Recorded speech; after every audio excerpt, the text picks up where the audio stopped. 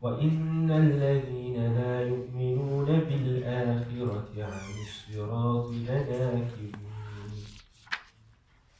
Allah subhanahu wa ta'ala spoke about the aversion of the disbelievers. How, despite Rasulullah sallallahu alayhi wa sallam coming to them, whom they couldn't really find any personal fault with him, though they tried to attack him personally, Allah subhanahu wa ta'ala mentions the real reasons behind their turning away from the message of the Quran. Right? With the understanding that the Quran is the truth. Allah subhanahu wa ta'ala says that they turn away from that Quran. Actually, the verse just before the one that I started, Allah ends it off by saying, وَأَكْثَرُهُمْ لِلْحَقِّ كَارِهُونَ. They turn away from the truth on account of the fact that they detest it, they don't like it. It doesn't appeal to their nafs, to their desires. And then Allah says, and if the truth had followed their desires, had it been that the truth was whatever they liked, then it would have been the cause of great fasad in the heavens and the earth. And so Allah subhanahu wa ta'ala says, وَلَوِ اتَّبَعَ الْحَقُّ أَهْوَاءَهُ لَفَسَدَتِ السَّمَاوَاتُ وَالْأَرْضُ وَمَنْ فِيهِنْ بَلْ أَتَيْنَاهُمْ بِذِكْرِهِمْ فَهُمْ عَنْ ذِكْرِهِمْ مُعْرِضُونَ. And so, in that part of the, just to recap on the discussion we had last week, I feel it's an extremely important discussion that we had. It is our assessment of what is true, what is good, what is ethical, being founded in or being grounded and actually based in the Quran and the Sunnah of Rasulullah sallallahu alaihi wasallam. So just before this, Allah subhanahu wa ta'ala connected the authenticity, the dependability of the Quran on the person of Rasulullah sallallahu alaihi wasallam, an account of the life of Rasulullah sallallahu alaihi wasallam, and that speaks volumes for in favor of the Sunnah of Rasulullah sallallahu alaihi wasallam. Number one. Then Allah subhanahu wa ta'ala speaks about the perception of these people about what is true. Allah says they turn away from it on account of the fact that they don't like it. But then Allah says, had it been that truth was whatever they liked, then the earth would have been filled with, the heavens and the earth would have been filled with fasad, corruption. And then Allah directs us immediately to the Quran. But as opposed to making nafi of the idea that the haqq follows the ahwa, Allah says, rather, we have given you dhikrihim. Right? And we had a bit of a discussion about what that means. But we know at the end of it, it comes down to the Quran. And this is, so the reality of it is that they are just averse to the Quran. And then Allah subhanahu wa ta'ala goes on to mention some things again about Rasulullah bringing this Quran, that he's not doing it for any material benefit. As opposed to their idea that truth must follow their desire, Rasulullah comes to them bringing truth without asking for any material benefit in return. أَمْ تَسْأَلُهُمْ خَرْجًا فَخَرَاجُ رَبِّكَ خَيْرٌ. Or do you, Muhammad, ask them for any payment? فَخَرَاجُ رَبِّكَ خَيْرٌ. Rather, the payment or the reward of your Lord is much better. وَهُوَ خَيْرُ الرَّازِقِينَ وَإِنَّكَ لَتَدْعُوهُمْ إِلَى صِرَاطٍ مُسْتَقِيمٍ. Rather, you call them to a straight path. وَإِنَّ الَّذِينَ لَا يُؤْمِنُونَ بِالْآخِرَةِ عَنِ الصِّرَاطِ لَنَاكِبُونَ. And indeed, those who disbelieve in the hereafter, and we had a long discussion about that as well, right? About how that causes the divergence of ideals. عَنِ الصِّرَاطِ لَنَاكِبُونَ. They are people who deviate from the path. They are those who deviate from the path. Just in summary of the discussion, it was that our belief in the Akhirah, coupled with our belief in the Quran as the foundation for all of our ethical and moral positions, it is what makes us as Muslims have one ideal, that is attaining the pleasure of Allah subhanahu wa ta'ala in Jannah, and that's why we can all follow a single straight path to achieve that ideal. As soon as we remove the Akhirah from our belief, that ideal becomes scattered to the inclination of every individual person, and then they define their own path to what they feel will attain for them that ideal in this life. because there is no attainment of it in the year after. Or there is no year after in their belief to start. That's it. Like I can't emphasize how important just that having that understanding is. It may seem somewhat philosophical, but it's extremely important. Because if you just look at the world around us, oftentimes, even when people use religion, and I mentioned this last week as well, it's oftentimes using religion to benefit me. Not pursuing religion because it's right. It's using it to benefit me. And when it doesn't benefit me, then we want to call for reform or change things up, whatever. When I don't see immediately the benefit in it. And usually, the thing that we are using to understand that benefit is merely our desire. You earlier mentioned that there are many lanes in that straight path that lead to the same goal. Yes. Why is there such a lot of strife between the different lanes there? Oh. Why? The reality is ignorance. The reality is ignorance. That's what it comes down to. Ignorance and people letting the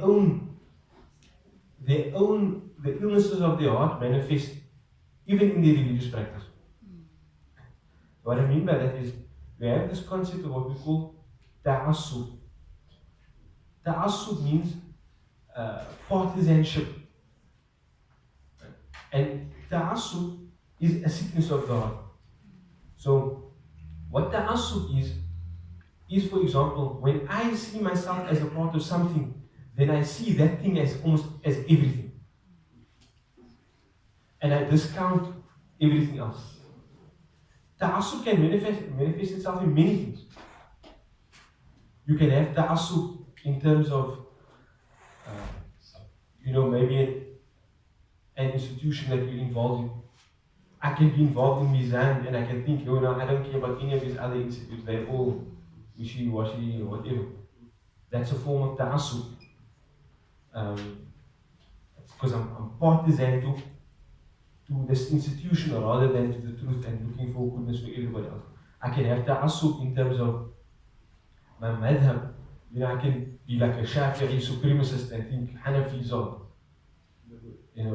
whatever rationalists that don't understand the importance of text.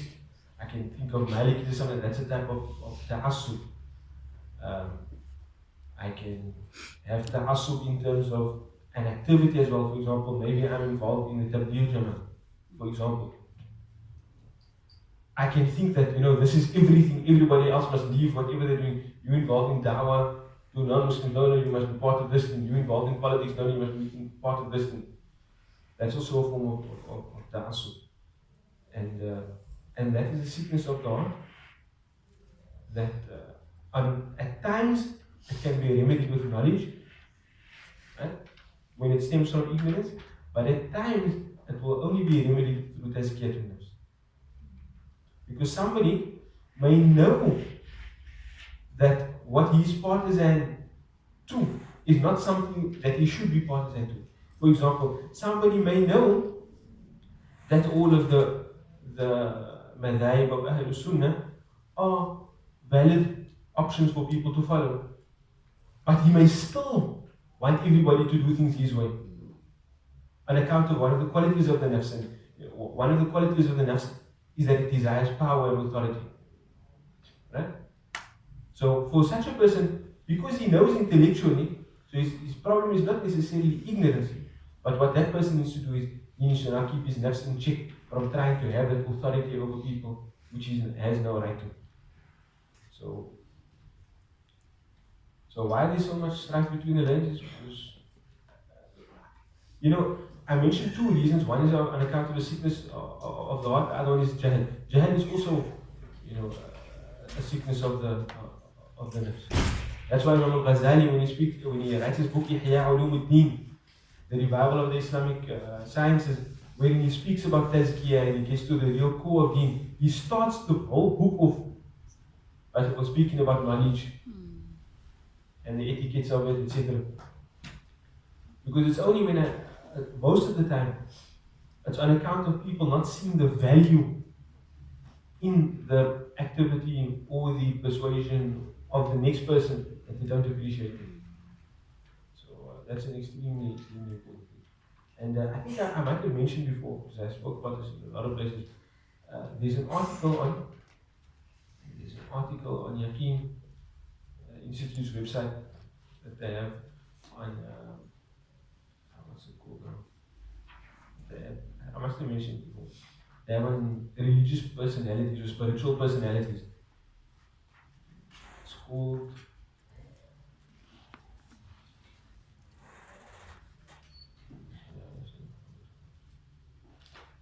can't remember what it's called. But if you go onto Yaqeen Institute's website and you just type in spiritual personalities, that's the one that will show up.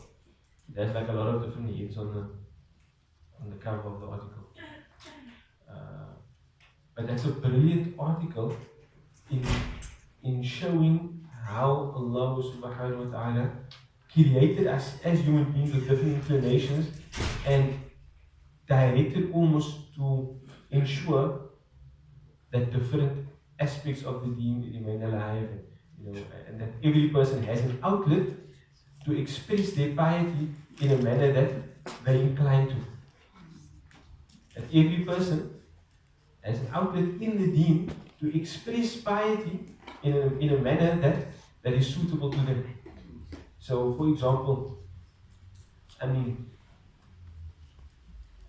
I mentioned last week, that people have different inclinations. Maybe somebody will be academically inclined, somebody will be more art inclined, somebody will be more economically inclined, somebody will be more, inclined to ritual acts of worship, for example.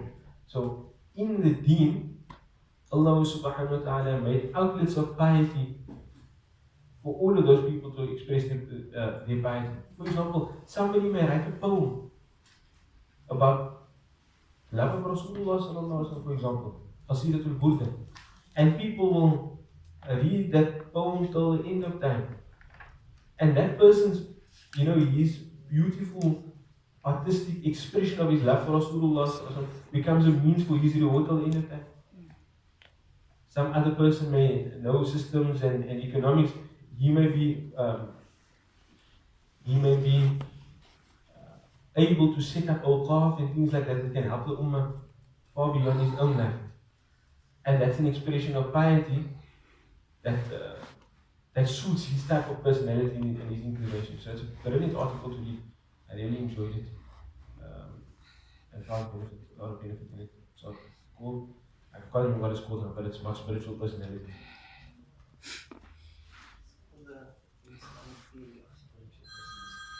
An Islamic theory of spiritual personality.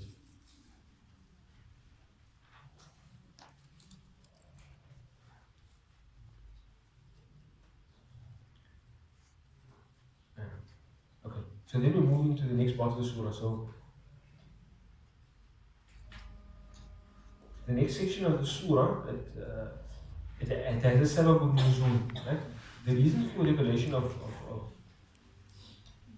the very next verse, in fact, is that Rasulullah sallallahu alaihi wasallam, well, there was a person by the name of Thumama ibn Uthal. Thumama ibn Uthal. He was captured by the Muslims. Eventually, he himself became a Muslim. But he was like a leader of some area that used to provide all of the places with food.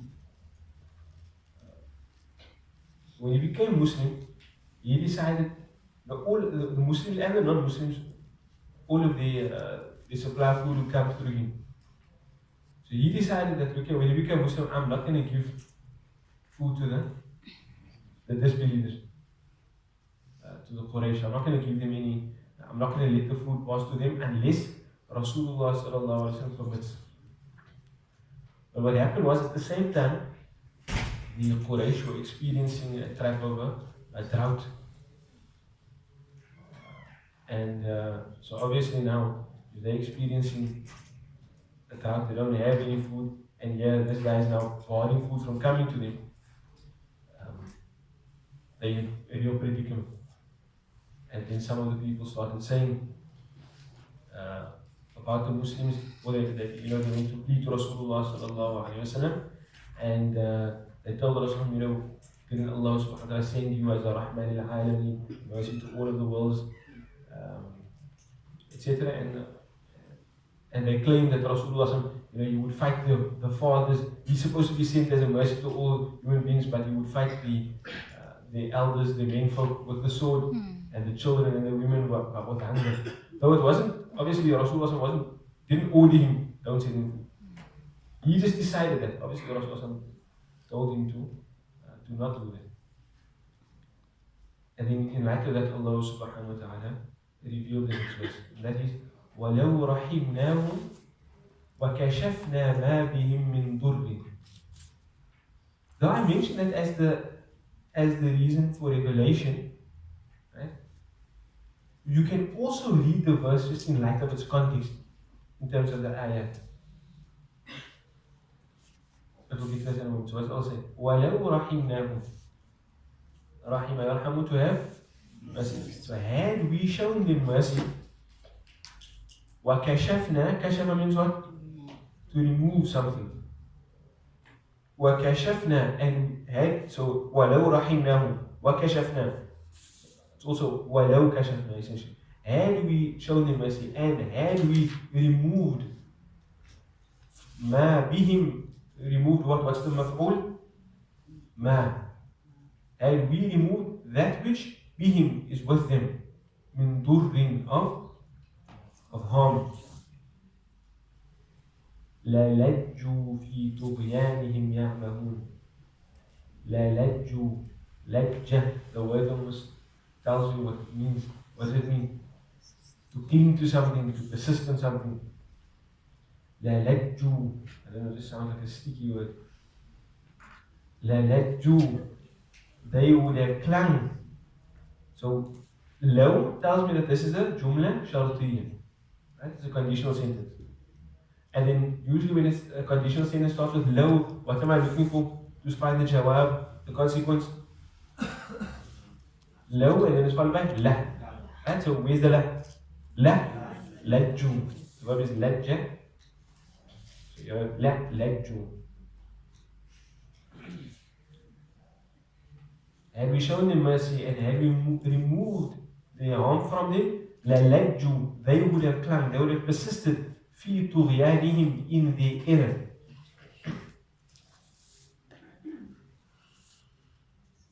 يَعْمَهُونَ, what does that mean?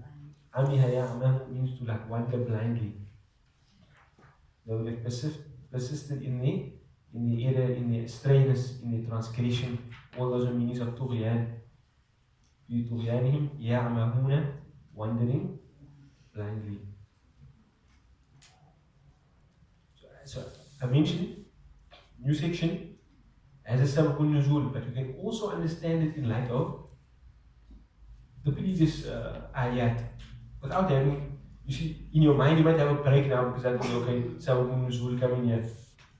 But to somebody that didn't necessarily know that, they'd be reading the Quran, they wouldn't necessarily tell themselves, okay, sababun nuzul over here. They would just read it as part of the discourse. So, what is continuing from this part of the discourse, or in this part of the discourse, from the previous part of the discourse? This idea of astrayness, of wandering blindly, of not having guidance, basically. Right? Of not having guidance. So the whole discussion was about them coming to Islam as the source of guidance, which is a straight path, which will take you to the destination that you desire. Allah subhanahu wa ta'ala spoke about how, number one, they don't desire to follow that path. And Allah subhanahu wa ta'ala ended off the previous part of the discussion about how those people that don't believe in the hereafter, they deviate from the path. But to where do you deviate now? Do you deviate to something that's actually going to take you to your destination? Or where is it going to take you? And so here, this idea of them wandering blindly. So the fact that they left the path of Islam, they deviated from that path, it results in them, number one, committing error, tughyan, transgression. And in addition to that, It's not as if they even really know what the outcome of all of it is. It's not as if they even really know what the outcome of it all is.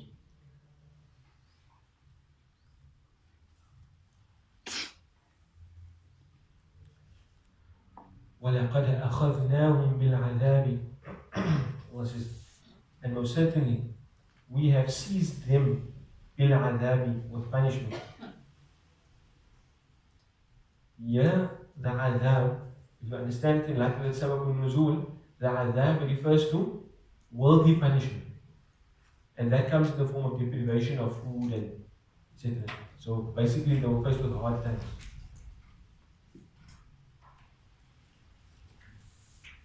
Affliction and difficulty. That's how we're going to understand adhab here. Not necessarily thinking about Jahannam, right? Worldly adhab. وَلَقَدْ أَخَذْنَاهُمْ بِالْعَذَابِ فَمَا اسْتَكَانُوا لِرَبِّهِمْ فَمَا اسْتَكَانُوا. What is it? It's ma, and the verb is istakana. So istakana, in which verb is that? 10th verb, correct. And it's past tense as well, isn't it?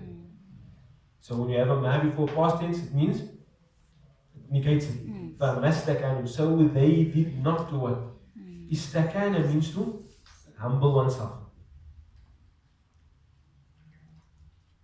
Istakana means to humble oneself. فَمَا اسْتَكَانُوا لِرَبِّهِمْ. They did not humble themselves لِرَبِّهِمْ, to their Lord.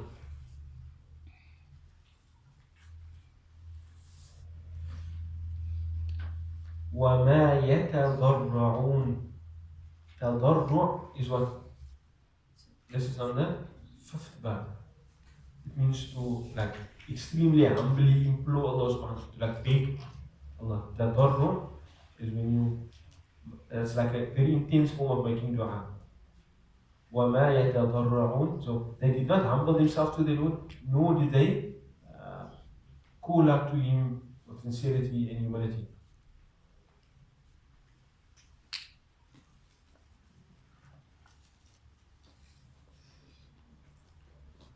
حتى إذا فتحنا عليهم بابا ذا عذاب شديد.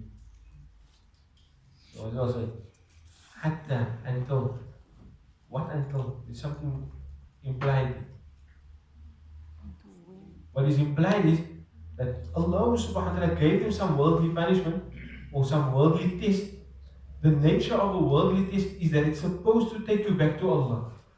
It's supposed to show you your inability, your need for Allah subhanahu wa ta'ala, and then cause you to be humble and turn back to Him, as Allah subhanahu wa ta'ala mentions elsewhere in the Quran. So here Allah says, for them it didn't do that. It didn't do that. So what does it mean if it didn't do that? They remained in the tughyan. They remained in the erring and strainers. Hatta, until when will they remain like that? Until إِذَا فَتَحْنَا عَلَيْهِمْ. Until when we open عَلَيْهِمْ, upon them. What do we open upon them? بَابًا, a door, a gate. ذَا عَذَابٍ شَدِيدٍ. That means what? Possessor of, right? This is one of those 5 words. When it's in a raf, it's do. When it's in, and it has a mudaf ilayh. When it's in a raf, and it has a mudaf ilayh, it's do. Nasb, that. Jar, the. The whole word changes. So, ذَا عَذَابٍ شَدِيدٍ. A door that is the possessor of a severe punishment.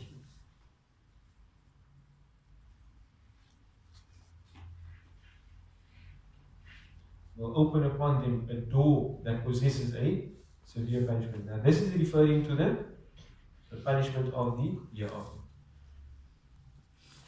So they faced this worldly punishment. The worldly punishment is supposed to take them back to Allah. Rather, they persisted in the strainers. When would they do? Till when would they do that? They persist in that strainers until the time that they actually meet the punishment of the year after. إِذَا أَهُمْ فِيهِ مُبْلِسُونَ. Behold that إِذَا is therefore a sudden. So all of a sudden, إِذَا هُمْ, they are فِيهِ, in it. In what? This عَذَابٍ شَدِيد, in the severe punishment, they are مُبْلِسُونَ. Mublis comes from the root, it is ablasa yublisu. Ba, lam, sin, which means to despair. To despair. So mublis is the ismul fa'il. Behold, they will be despairing in it. Or they therein will be despairing.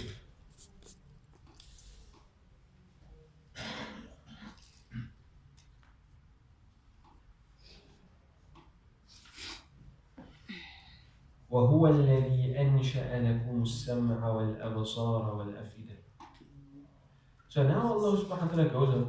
He spoke about how they will find themselves, despite Allah giving them sufficient worldly circumstance to actually recognize that they have to turn back to Him. They don't turn back to Him until such a time that they will face the punishment of the Akhirah. Now Allah subhanahu wa ta'ala starts speaking about the fact that Allah gave you hearing, Allah gave you sight. Allah says, وَهُوَ الَّذِي أَنْشَأَكُمْ. He is the one that created lakum. He created for you. What did He create for you? السَّمْعَ وَالْأَبْصَارَ وَالْأَفْئِدَةَ and hearts. He created for you hearing and sight and hearts. And all of these things, they have a component, in fact, the greatest component of being means to knowledge for us. Our senses of perception, our hearing, they allow us to attain knowledge of audible things. Our sight allows us to attain knowledge of visible things. And afida, when we refer to afida here, hearts, it's referring to the ability to understand all of those things. Rather than just having an image of something in our mind, or the sound of something, but I can actually process all of those things. So what's the importance of that in light of this? Allah subhanahu wa ta'ala is telling you that He gave you sufficient tools to actually understand what's happening in the world around you, such that those things should lead you to turning back to Him. وَهُوَ الَّذِي أَنْشَأَ لَكُمُ السَّمْعَ وَالْأَبْصَارَ وَالْأَفْئِدَةَ. But what does Allah say? فَمَا أَغْنَى عَنْهُ سَمْعُهُ. So what happened? Oh no. It was in the tafsir. قَلِيلًا مَا تَشْكُرُونَ. It was in the tafsir. It's the wrong idea. قَلِيلًا مَا تَشْكُرُونَ. Allah subhanahu wa ta'ala says, what? Little is that which you are grateful for.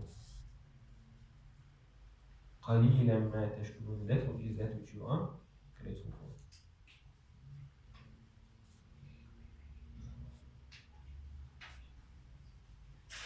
وَهُوَ الَّذِي ذَرَأَكُمْ فِي الْأَرْضِ وَإِلَيْهِ تُحْشَرُونَ. And He is the one who ذَرَأَكُمْ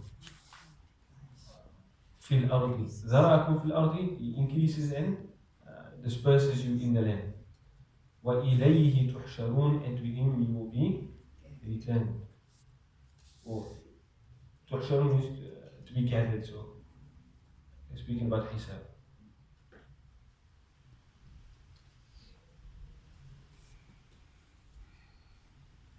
هو الذي ذرأكم في الأرض. He is the one that scattered you in the land, meaning sent you to all various parts of the land. وإليه تحشرون. And to Him you will be gathered. Now here, the image that I was creating for you the last week, was basically the idea that in this world people's paths can be divergent, but they all come together on account of our belief in the Akhirah. In this verse, Allah subhanahu wa ta'ala is like referring to the same thing. He is the one that scattered you in the earth, but eventually you all will be gathered back to Him. وَهُوَ الَّذِي يُحْيِي وَيُمِيتُ. And He is the one that He gives life, وَيُمِيتُ, and He causes death. وَلَهُ اخْتِلَافُ اللَّيْلِ وَالنَّهَارِ. وَلَهُ, and for Him, to Him belongs, this is love for tabligh, showing possession. For Him is, to Him belongs what? اختلاف الليل والنهار. The اختلاف here we can understand is alternation. Right? because it refers to night and day. The alternation of night and day, the changing of night to day and day to night. أَفَلَا تَعْقِلُونَ? Don't you then? Don't you think? Don't you use your aql basically? But what does aql mean now? What's the original meaning of aql? Intelligence. Understanding. Yeah. If you look in the Arabic dictionary, for aql, I thought, I'm sure I mentioned this in class before, sometimes you guys have been here for a while. Aql means mana, to restrain, to to prevent. Aql is to prevent. So the relationship between using your brain, using your intellect, and restraint is that your intellect is supposed to keep you away, to restrain you from going to what harms you. And I'm sure you must have heard the story of how aql comes from the word iqal. Iqal, which the Arabs now usually refer to as they say iqal, that thing that they put on their heads, which is what was initially used to tie the leg of a camel so that it doesn't run away in the desert. So they would take the camels with them. Obviously, in the desert, you need to keep your camel from running away. You can't tie him to a tree, you're going to find trees in the desert. So when the camel would kneel, they would use this thing to tie it around the leg of the camel because it bends at the number points. Tie it around it. But because it was such an important thing, that if you leave it behind, what you're going to do when you sleep? That you can't have your camel running away from you with all your belongings. They put it on the head. Just like that, the iqal is there to keep the camel from running away with itself. Your aql is there to keep you from running away with your nafs. So Allah subhanahu wa ta'ala asked a question. So Allah is telling you, in light of the idea that Allah gave you sama, Allah gave you basar, Allah gave you af'idah, heart. What should that lead you to? Number one, they are favors to you from Allah subhanahu wa ta'ala. They are sources of knowledge. But those sources of knowledge are supposed to allow you to perceive the fact that you were granted these things. That's why Allah immediately follows it up with قَلِيلًا مَا تَشْكُرُونَ. And again, I remind you of the strong relationship between shukr and iman. Right? Again, I remind you of the strong relationship between shukr and iman. And the strong relationship between those two words are manifest from the idea that they have the same opposite. Right? Both of the opposite is kufr. So Allah is telling you that you're supposed to turn back to Him basically. Allah gave Him this worldly difficulty, they didn't turn back to Him. They didn't show humility and call upon Him with humility. And then immediately after that, Allah tells them, leave alone the fact that Allah just removed that worldly difficulty from them. In addition to that, Allah gave them things of benefit. And the things of benefit that Allah gave them was sufficient for them to know Allah subhanahu wa ta'ala through. Right? It was sufficient for them to know Allah subhanahu wa ta'ala. But still, they don't express gratitude to Allah subhanahu wa ta'ala. And then Allah goes on to mention some more reserves. Allah subhanahu wa ta'ala is the one that's scattered you in the earth. Eventually we'll all come back to Him. He gives life. He causes death. The alternation of the night and day all belong to Him. And you can realize the importance of all of these things in our life. But then Allah asks, أَفَلَا تَعْقِلُونَ? Don't you use your mind? Don't you use your aql? بَلْ قَالُوا مِثْلَ مَا قَالَ الْأَوَّلُونَ. So bal means what? Okay, we usually translate this rather, but what does it do? It negates what came before, affirms something else. So Allah asks the question, do you not use your aql? أَفَلَا تَعْقِلُونَ? Don't you use your mind? And then Allah says, bal. So it's as if Allah is giving us an answer, you actually don't use your mind. You don't use your aql. And what does that lead to? قَالُوا مِثْلَ مَا قَالَ الْأَوَّلُونَ. They say the like of, so the maf'ul is مثل ما. They say مثل ما, the like of that which, but that which, that's always have something that qualifies it. So they say the like of that which قَالَ الْأَوَّلُونَ, the former people said, the earlier nation said. So this is what we call. Okay. Maybe I mustn't say that, just give a wrong impression in your mind. This is what we call taqleed. But not the taqleed when you're making taqleed of a madhab. Right? There you know you're following people with knowledge. This is like what we were speaking about at the beginning. Ta'assub and taqleed. This is that kind of taqleed. Blind following of a people who didn't start off with knowledge in the first place. What was it that you're referring to the day sake of the own? I was going to mention the next verse.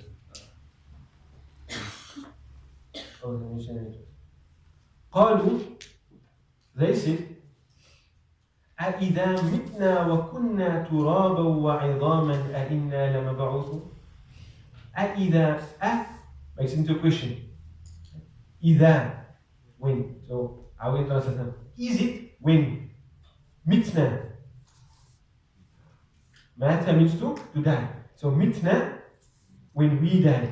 Is it that when we die, وَكُنَّا تُرَابًا, and we were turab, we were dust. So what we're understanding from that is, if it's living people asking the question, is it that when we die and we were turab, saying long after we pass away? Right? Because they're referring to themselves almost at that time as in the past, we were already turab. So long after we've passed away. وَعِظَامًا, and we are bones. So our bodies have decayed. We're just dust and bones. أَإِنَّا لَمَبْعُوثُونَ. And as what? Makes into a question. But they didn't ask the question yet. For the first act. You see that? أَإِذَا مِتْنَا وَكُنَّا تُرَابًا. There's no question there. They didn't ask the question. So it's like they're repeating the particle they're repeating the harf istifham. And in that it shows like they disbelief. They didn't ask the question, but they're repeating the harf istifham. So it like shows this, you don't believe this. أَإِذَا مِتْنَا وَكُنَّا تُرَابًا وَعِظَامًا أَإِنَّا لَمَبْعُوثُونَ. Is it that we will be مَبْعُوثُونَ? Ba'atha means to raise, resurrect. بُعِثَ يُبْعَثُ, مَبْعُوث means to be resurrected. Are we then, or are we ones who will be raised or be resurrected? That's the ism al-maf'ul form of the word. Is it after we have died and our bodies have turned to dust and bones that we will then be resurrected? لَقَدْ وُعِدْنَا نَحْنُ وَآبَاؤُنَا هَذَا. لَقَدْ وُعِدْنَا. لَقَدْ, emphasis, تحقيق. Most certainly. وُعِدْنَا. What does that mean? وَعَدَ means to promise. وُعِدَ means to be promised. So they say, وَعِدْنَا, we were promised. We were promised. So what kind of verb is that? Majhul, correct. When you have a majhul verb, what are you looking for? Naib al-fa'il. Right, so what's the naib al-fa'il here? The na. Right, the na firstly. But what were they promised?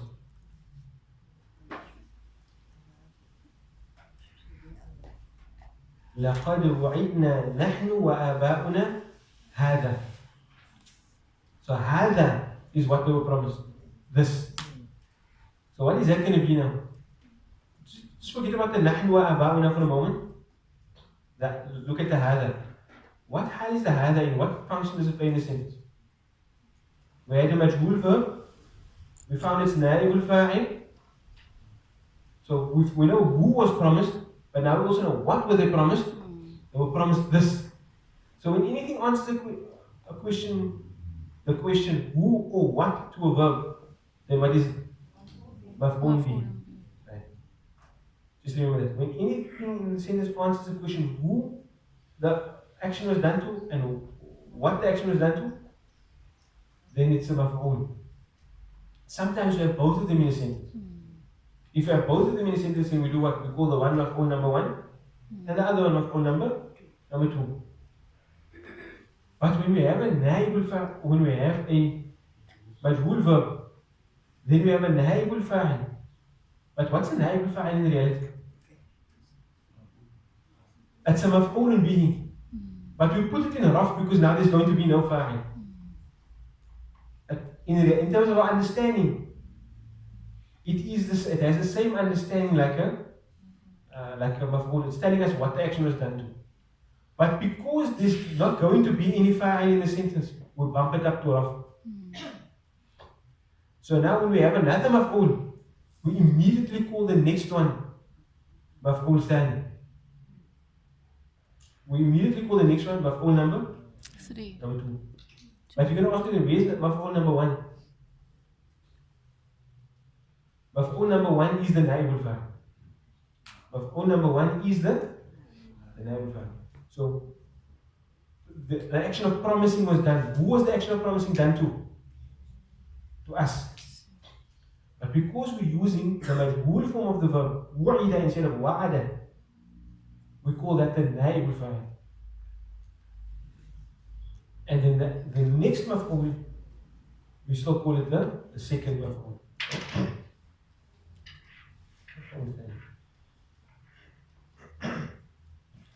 Okay, so now what's happening with the nahnu wa aba'una? Wa'idna nahnu. It's saying the same thing, isn't it? Saying the same thing. Wa'idna nahnu. So that nahnu is just the emphasis for the na. Right? It's just emphasis for the na. And then the aba'una is ma'tuf alayh. It's just connected to the nahnu. We and our forefathers were promised this before. لَقَدْ وَعِدْنَا نَحْنُ وَآبَاؤُنَا هَذَا مِنْ قَبْلُ. Min qablu means before. We and our forefathers were promised this before. إِنْ هَذَا إِلَّا أَسَاطِيرُ الْأَوَّلِينَ. In هذا, what kind of in is that? Negation. How do I identify? Because of the illa. This is not except, or this is nothing but. If you want, this is only أساطير الأولين. أساطير, fairy tales, stories, as opposed to qissa, which is like a true story. Asatir is like false story, fairy tales. Asatir al-awwalin. These are just the old fables of. These are the fables of old people. Stories of the earlier generations.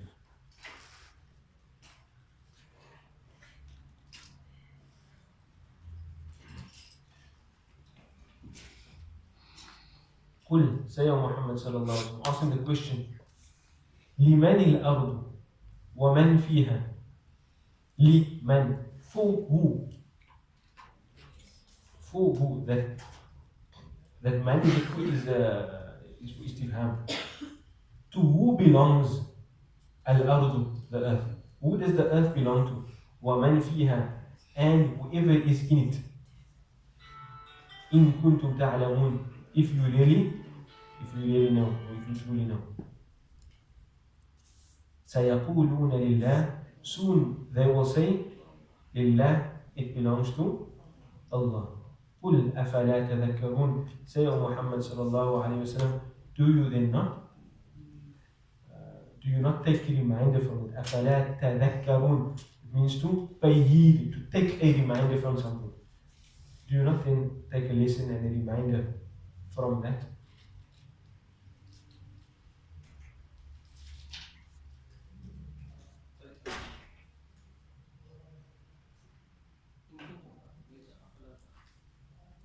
إن كنتم تعلمون, if you know. سيقولون لله, soon they will say لله, belongs to Allah. قل أفلا تذكرون, say to Muhammad sallallahu alaihi wasallam, do you not take a reminder before? Okay, time is actually up now.